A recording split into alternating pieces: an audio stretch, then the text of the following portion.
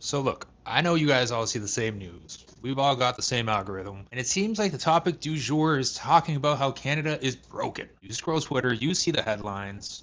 The idea of owning housing is a myth. Wait times at hospitals are insane. Nothing really seems to work in Canada. And with all the antagonizing from America, it really doesn't feel like things are going to be getting better anytime soon. But if you really want to look at where the cracks are, you cannot look at the very top of the problem. You can't look at the macro things. Yes, housing may be falling apart, but that really only impacts people who had enough money to buy a condo in Liberty Village to begin with. If you want to see where the government is really failing Canada, you have to look at the bottom.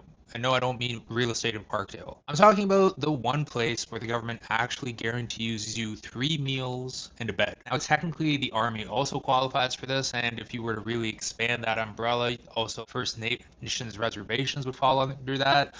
Although both of those places have a lot more self-governance than prison. You see, I have personally spent time as federal property. I was an inmate. I have an FPS number. I've seen the inside of the machine, and let me tell you something crazy. Prison is the ultimate Canadian social program, and it is falling apart spectacularly. Now, there's a sociologist named Steven Spitzer, and he talks about social junk and social dynamite, the idea that certain people just don't fit into society nice and neat. Now, depending on where this dynamite lays, these people are either seen as criminals or heroes. Maybe they're big time con artists, maybe they're revolutionary. It depends on which side won and which side wrote history. But social junk is a little bit different. That's just parts of society that society doesn't know what to do with. We're talking about the addicts, the mentally unwell, the people who just got caught slipping, people who have, for lack of a better word, bad genetics. See, when I was inside, I was surrounded by guys who were like Hannibal Lecter. Oh, I'm just kidding. I was in Canada, dude. The people that I was best described as being locked up with were what I would call like lazy entrepreneurs. A lot of times they were just people who needed a job or at the very least some kind of therapy. Because think about it. If you live in a country where you can work 40 hours a week and you still have to live in your car, prison becomes this weird kind of version of a social safety net that's,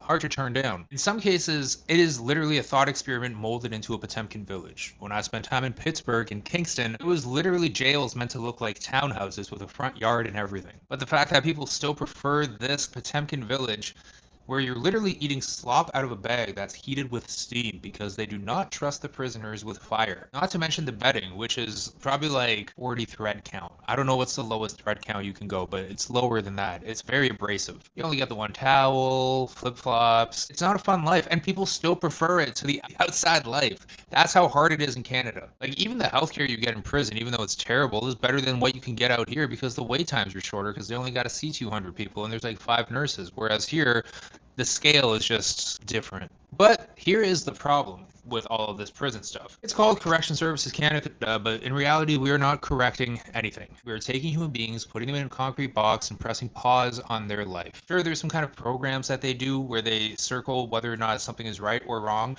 but that doesn't fundamentally change anybody or get them ready for life outside of the confines of prison. We're not creating better citizens through jail. We are just warehousing souls. And the cost is astronomical. We're talking 6 figures. Obviously, a lot of that cost has to do with paying the salaries of the guards that are actually keeping these guys safe. And yeah, okay, that's a hard job, especially in the medium and max facilities. But we're spending 6 figures a year per guy just to keep him in a cage and watch HGTV reruns all day. Think about the ROI from a taxpayer perspective. You're pretty much just paying for adult daycare with barbed wire. And even then, sometimes they don't even do the barbed wire, especially not if you're in minimum security, just a white picket fence. Seriously. Now, people talk about, oh, they learn skills. Let me tell you about the skills they learn, fam, because I personally did all of them. I hate sitting around doing nothing. So I'm like, the second I got to minimum, what jobs are available? Boom, it's during COVID. So you're making masks. All right, cool. You just go down. It's like a hydraulic press without the hydraulics. You're pressing masks down, this first string around them. That's the work that you're doing. Finally, I graduated up.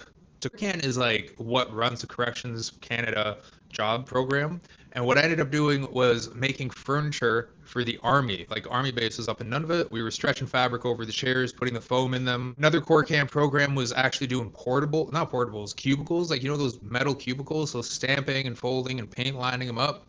Yeah, they were running one of those out of Joyceville for government workers. That probably went tits up because I have a feeling that nobody's working in the office anymore anyway, so why would they need cubicles? Also, one time I did tap some trees. We rode around in a skid steer. There was a piece of government land across from the jail, and then we were able to go and like get syrup there. But my point is, these are not like useful skills. I'm not gonna touch road and like become a fucking tree tapper or a fucking upholsterer. I'm not saying you got to put these people in positions of power or something, but if you have people on the inside who are running logistic empires, okay, and I understand that they're illegal logistics, but they're still logistics, and you got them in there making fucking picnic tables, then like, what are we really doing here? You have the labor, you have the know-how, and you're just making these people waste away on the taxpayer dollar. It's all a joke. It's all designed to keep you docile. It's designed so you can do something, because the reality is, even though the jobs suck, a lot of guys still would rather do nothing than do a shitty job in prison. But realistically, even if you're in there for a hot minute, you get all your certifications,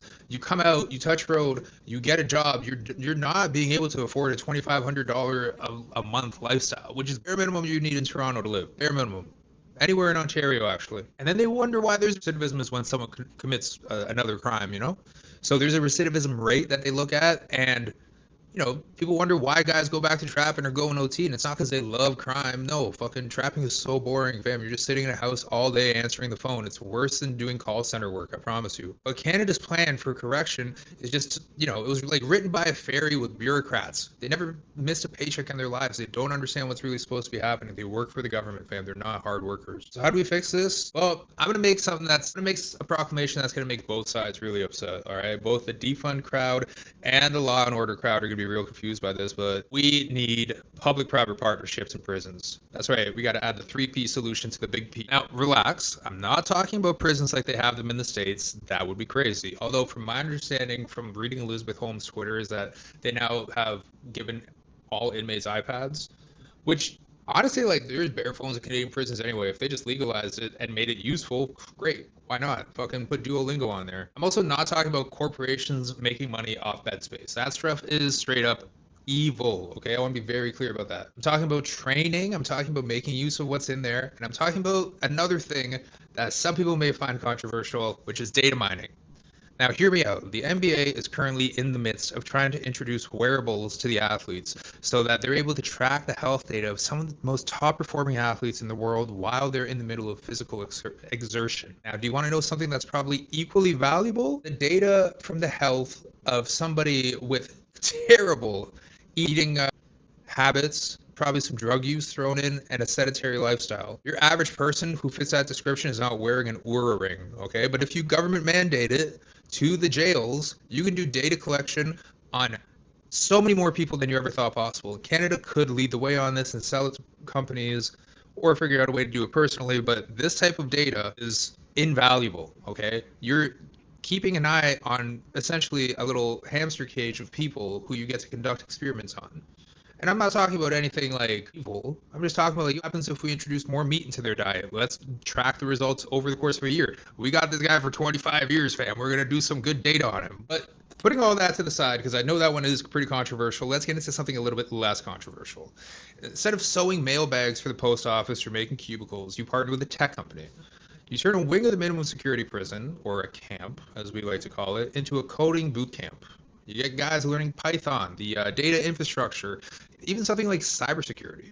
You get them to build apps. You partner with trade unions that run actual apprenticeships inside the walls using modern equipment, not a table saw from 1994 that was banned by the OSHA. You treat the inmate like an intern. They do the work, they get the skills, and the public partner gets a pipeline of talent that is hungry, literally and metaphorically, because we don't feed them very much, to prove themselves. Let me tell you something about criminals, okay? They are resourceful. If you can smuggle a brick of cocaine from Peru to Sydney without getting caught, then you probably have some transferable skills. They're just unique. But you could probably sell, you could project manage, you have risk assessment skills, probably not great ones. But right now the government ignores all of that.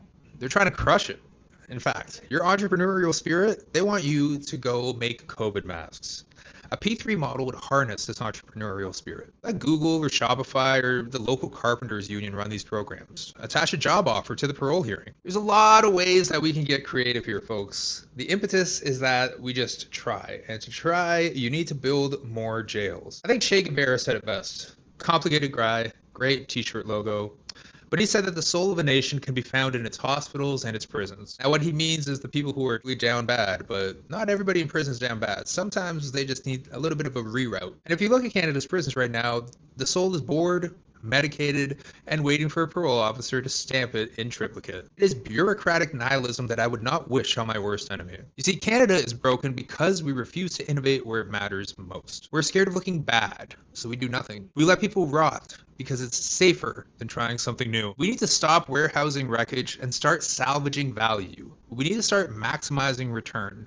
Turn the prisons into launch pads. Use the greed of the private sector to fix the incompetence of the public sector. Mark Carney, you are just the man for the job. Because right now, the only thing that's being corrected, the amount of time you have to waste. Don't sleep. Like and subscribe.